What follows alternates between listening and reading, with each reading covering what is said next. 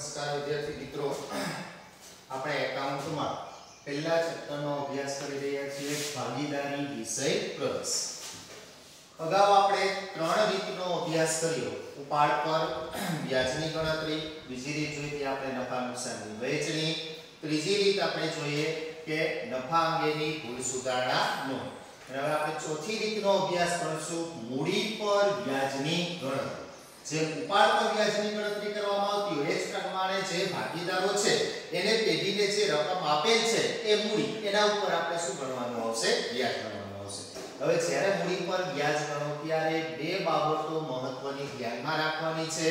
એમાંથી પહેલી બાબત છે કે મૂડી પર વ્યાજ છે એ હંમેશા કઈ મૂડી ઉપર ગણવામાં આવે? તો કે શરૂઆતની મૂડી ઉપર. મૂડી પર વ્યાજ છે કારણ કે મૂડી કેટલા પ્રકારની હોય? બે. એક શરૂઆતની મૂડી અને એક છે એવી મૂડી કહેવાય આખરની મૂડી. એટલે કે વર્ષની શરૂઆતમાં હોય તો એને શરૂઆતની મૂડી કહેવાય, વર્ષની આખરમાં હોય તો એને કેવી મૂડી કહેવાય? આખરની મૂડી. તો અહીંયા આપણે જે વ્યાજ ગણવાનું છે એ વ્યાજ હંમેશા કઈ મૂડી ઉપર ગણવું જોઈએ? તો કે શરૂઆતની મૂડી ઉપર. અને બીજી બાબત, આખરની મૂડી પરથી શરૂઆતની મૂડી નીચે પ્રમાણે મેળવવામાં આવે છે. કારણ કે મહત્વની બાબત એ છે કે આપણે વ્યાજ છે કઈ મૂડી ઉપર ગણવાનું હશે? શરૂઆતની મૂડી ઉપર. પણ તમને રકમમાં છે શરૂઆતની મૂડીના બદલે રકમમાં કઈ મૂડી આપેલ હશે? આખરની મૂડી. તો સૌથી પહેલા આપણે આખરની મૂડી પરથી આપણે શરૂઆતની મૂડી શું કરવી પડશે? શોધવી પડશે. હવે આખરની મૂડી પરથી શરૂઆતની મૂડી કઈ રીતે શોધવી? તો એના માટે આટલી બાબતો તમારે ધ્યાનમાં રાખવાની છે. એ બાબતો જોઈએ એની પહેલા હું થોડીક બાબતો તમને સમજાવી દઉં કે 11મા ધોરણમાં જ્યારે આપણે વાર્ષિક હિસાબ તૈયાર કરતા ત્યારે પાકા સરવૈયામાં આપણે એક મૂડી દેવા બાજુ માલિકનું એક ફોર્મેટ તૈયાર કરતા. અહીંયા આપણે લખતા કે મૂડી, એમાં આપણે પ્લસ કરતા મૂડી પર વ્યાજ, એમાં પ્લસ કરતા ચોખ્ખો નફો. એ ત્રણેયનો જે સરવાળો થાય એમાંથી આપણે બાદ કરતા ઉપાડ પર વ્યાજ અને એમાંથી બાદ કરતા ચોખ્ખી ખોટ. ત્યારે આ પ્લસ માઈનસ કર્યા પછી જે આપણે રકમ મળતી ને એ જે રકમ મળે ને કેવી મૂડી મળતી? આપણે આખરની મૂડી. અને જે આપેલી હતી કેવી મૂડી હતી? તો કે શરૂઆતની મૂડી. તો આપણે 11મા ધોરણમાં આ રીતે ફોર્મેટ તૈયાર કરતા, 6 બાબતોની નોંધ કરતા. શરૂઆતની મૂડી, મૂડી પર વ્યાજ પ્લસ ચોખ્ખો નફો, ઉપાડ પર વ્યાજ અને ચોખ્ખી ખોટ. એટલે કે આ ત્રણેય વિગત પ્લસ થતી, આ ત્રણેય વિગતો માઈનસ થતી. પછી જે જવાબ મળતો એ કેવી મૂડી મળતી? આખરની મૂડી. પણ આયા વિદ્યાર્થી મિત્રો આપણે આ પ્રક્રિયા નથી કરવાની કારણ કે અહીંયા આપણે શરૂઆતની મૂડી ઉપરથી આખરની મૂડી શું કરતા? શોધતા. અહીંયા આપણે એના કરતા વિરુદ્ધ પ્રક્રિયા કરવાની છે. એટલે કે આખરની મૂડી પરથી શરૂઆતની મૂડી શું કરવાની? શોધવાની. તો એના માટે શું કરવું પડે? તો કે જે પ્રક્રિયા થઈ છે એનાથી આપણે કેવી પ્રક્રિયા કરવાની? વિરુદ્ધ. એટલે કે જે પ્લસ થયું છે એ હવે આપણે શું કરશું? માઈનસ. અને જે માઈનસ થયું છે એ આપણે શું કરવું પડશે? પ્લસ કરવું પડશે. તો અહીંયા આપણે જે આખરની મૂડી, કારણ કે આપણે આખરની મૂડી ઉપરથી શરૂઆતની મૂડી મેળવી ત્યારે તો કે ઉપાડ પર વ્યાજ અને ચોખ્ખી ખોટ જે માઈનસ થતી એ આપણે એમાં શું કરવાની? પ્લસ કરવાની આવશે. અને બાકીની જે ત્રણ વિગતો છે શરૂઆતની મૂડી તો આપણે શોધવાની છે એટલે એને કઈ ધ્યાનમાં લેવાનું નથી. મૂડી પર વ્યાજ, તો મૂડી પર વ્યાજ એ આપણે શોધવાનું છે એટલે એ તમને રકમમાં આપેલ હશે ને. તો રકમમાં આપણે માત્ર 4 જ વિગતો તમને આપેલી હશે. ઉપાડ પર વ્યાજ, ખોટ અને એક શું આપેલ હશે? નફો. તો આપણે વિદ્યાર્થી મિત્રો માત્ર એક જ બાબત ધ્યાનમાં રાખવાની. કઈ બાબત? તો કે આખરની મૂડી ઉપરથી શરૂઆતની મૂડી શોધતી વખતે માત્ર એક ચોખ્ખો નફો છે એ જ શું થશે? માઈનસ થશે. બાકી ઉપાડ હોય, ઉપાડ પર વ્યાજ હોય કે ખોટ, આમાંથી કોઈ પણ વિગતો આપેલ હોય તો આપણે એમાં શું કરવાનું આવશે? પ્લસ કરવાનું આવશે. એટલે આખરની મૂડી ઉપરથી શરૂઆતની મૂડી શોધતી વખતે નફો એક માઈનસ થશે, ઉપાડ પર વ્યાજ અને ચોખ્ખી ખોટ છે એમાં શું કરવાની? પ્લસ કરવાની આવશે. હવે આપણે દાખલા સ્વરૂપે જોઈએ.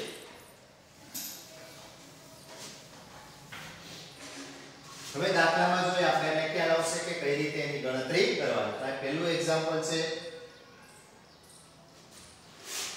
એક ભાગીદારનો ઉપાડ 7500 અને ચોખ્ખો નફો ₹22,000 ની અસર આપ્યા બાદની આખરની મૂડી છે 84,000 છે. તો શરૂઆતની મૂડી પર 10% લેખે શું ગણો વ્યાજ ગણો તો જ્યારે મૂડી પર વ્યાજ ગણવાનું હોય ત્યારે અહીંયા આપણે રકમમાં કેવી મૂડી આપેલ છે આખરની મૂડી તો સૌથી પહેલી પ્રક્રિયા આપણે આખરની મૂડી પરથી કેવી મૂડી શોધવાની તો કે શરૂઆતની મૂડી આખરની મૂડી કેટલી છે 84000 હવે તમને રકમમાં જે વિગતો આપેલ છે બધું કેટલી વિગતો હશે આ 4 ક્યારેક તમને 3 આપી હશે ક્યારેક 2 જ આપેલ હશે તો જે વિગતો આપેલ છે એ આપણે આમાં શું કરતી જવાની પ્લસ માઈનસ કરતી જવાની હવે રકમ પહેલેથી વાંચતા જાઓ એક ભાગીદારનો ઉપાડ કેટલો છે 7500 ઉપાડ એમાં શું થશે પ્લસ ઉપાડ કેટલા રૂપિયા 7500 આગળ જો અને ચોખ્ખો નફો કેટલો છે 22000 તો ચોખ્ખો નફો શું થશે એમાંથી માઈનસ તો માઈનસ ચોખ્ખો નફો રકમ 22000 ચોખ્ખો નફો 22000 ની અસર આપ્યા બાદની આખરની મૂડી 8400 છે તો હવે મૂડી પર કેટલા ટકા વ્યાજ ગણવાનું 10%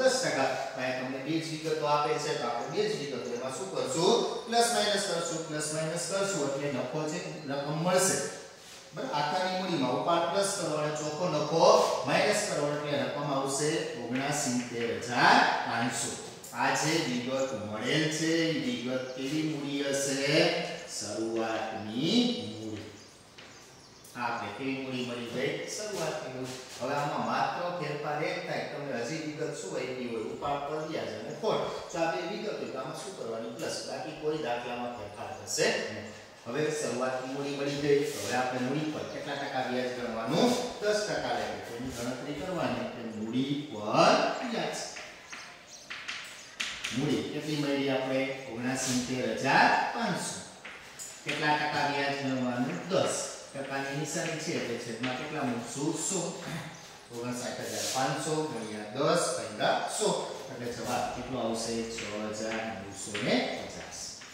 આ શું મળ્યું આપણે મૂડી પર વ્યાજ એટલે મહત્વની બાબત એ છે કે આખરની મૂડી ઉપરથી શરૂઆતની મૂડી મેળવો ત્યારે બાબતોને ધ્યાનમાં રાખવાની કે નફો એક માઈનસ થશે ઉપાડ પર વ્યાજ અને ખોટ હોય એમાં શું કરવાનું પ્લસ કરવાનું એ જ રીતના બીજું એક્ઝામ્પલ જોઈએ એક ભાગીદારનો ઉપાડ ₹12000 ઉપાડ પર વ્યાજ ₹2000 અને ચોખ્ખો નફો ₹42000 ની અસર આપ્યા બાદની આખરની મૂડી કેટલી આપેલ છે 1,02,000 તો મૂડી પર 5% લેખે શું ગણો વ્યાજ ગણો તો આ તમને સ્પષ્ટ નથી થયું કે કઈ મૂડી ઉપર શરૂઆતની આપેલ ન હોય તો આપણે હંમેશા જોયું કે મૂડી પર વ્યાજ છે હંમેશા કઈ મૂડી ઉપર ગણાય શરૂઆત એટલે નો આપેલ હોય તો આપણે સમજવાનું કે કેવી મૂડી ઉપર ગણવાનું શરૂઆત તો આ સૌથી પહેલા આપણે રકમમાં જોઈ શરૂઆતની મૂડી નથી આપેલ કેવી મૂડી આપેલ છે આખરની મૂડી તો સૌથી પહેલા આપણે આખરની મૂડી પરથી કેવી મૂડી મેળવશું શરૂઆતની મૂડી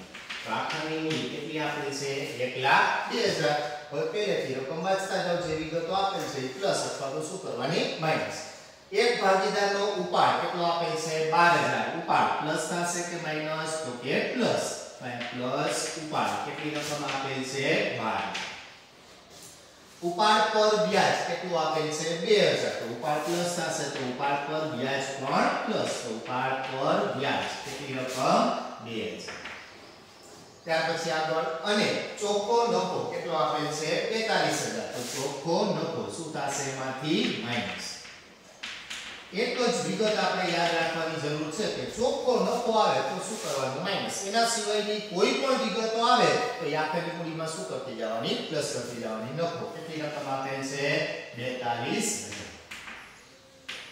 ની અસર બસ હવે કોઈ વિગતો આપે નથી હવે પ્લસ માઈનસ સરવાળો કરી નાખો એટલે જે રકમ મળશે એ વિગત કેવી મૂડી મળશે શરૂઆતની મૂડી તો આખરની મૂડીમાં ઉપાડ પ્લસ કરો ઉપાડ પર વ્યાજ 2000 પ્લસ કરો ચોખ્ખો નફો 42000 માઈનસ કરો પ્લસ માઈનસ કરશો એટલે તફાવત કેટલો આવશે 74000 અને એ જે મળશે એ કેવી મૂડી આવશે શરૂઆતની મૂડી અને એ મૂડી પર હવે આપણે શું ગણવાનું વ્યાજ ગણવાનું તો મૂડી પર વ્યાજ બરાબર મૂડી કેટલી મળી આપણે 74000 કેટલા ટકા વ્યાજ ગણવાનું છે 5% ટકા હોય એટલે છેદમાં 100 તો 74000 ગુણ્યા 5 ભાગ્યા 100 કરો એટલે જવાબ આવશે 3700 આ મૂડી મૂડી પર વ્યાજ છે એ કેટલું મળશે આપણે 3700 રૂપિયા મળશે. જો હવે દાખલામાં બીજું કાંઈ નવું આવી શકે, માત્ર નફાના બદલે શું આપ્યું હોય, ખોટ આપી હોય, બાકી કોઈ વિગતો આમાં ફેર થઈ શકે. હજી એક એક્ઝામ્પલ આપણે જોઈએ ત્રીજું. એક ભાગીદારનો ઉપાડ 17500 અને ચોખ્ખી ખોટ છે 25500 ની અસર આપ્યા બાદની આખરની મૂડી 57000 છે. તો શરૂઆતની મૂડી પર 6% લેખે શું ગણો? વ્યાજ ગણો. તો સૌથી પહેલા આપણે શરૂઆતની મૂડી મેળવવા માટે રકમમાં કઈ મૂડી આપેલ છે? તો કે આખરની મૂડી. કેટલી આપેલ છે આખરની મૂડી? તો કે 57000. હવે રકમ પહેલેથી વાંચી જવાની છે, વિગતો આપેલ છે એ આપણે એમાં શું કરશું? Plus minus. હવે સૌથી પહેલી વિગત ઉપાડ કેટલો આપેલ છે? 17500. ઉપાડ એમાં શું થશે? પ્લસ. તો પ્લસ ઉપાડ 17500 અને ચોખ્ખી ખોટ 25500. ખોટ આપેલ છે એટલે એમાં શું કરવાની? પ્લસ. તો ચોખ્ખી ખોટ 25500 ની અસર આપ્યા બાદ ત્યાં બે જ વિગતો આપેલ છે, બાકી કોઈ વિગતો આપેલ નથી. હવે આપણે એને પ્લસ માઈનસ એટલે કે સરવાળો કરો ત્રણેય વિગતોનો, એટલે કુલ રકમ છે કેટલી મળશે? 1 લાખ. અને 1 લાખ જે રકમ મળશે એ કેવી મૂડી મળશે? તો કે શરૂઆતની મૂડી. અને શરૂઆતની મૂડી છે કેટલી આવશે? 1 લાખ. હવે એ મૂડી પર આપણે શું ગણવાનું? વ્યાજ ગણવાનું. મૂડી પર વ્યાજ. શરૂઆતની મૂડી આપણે મેળવી, કેટલી મેળવી? 1 લાખ.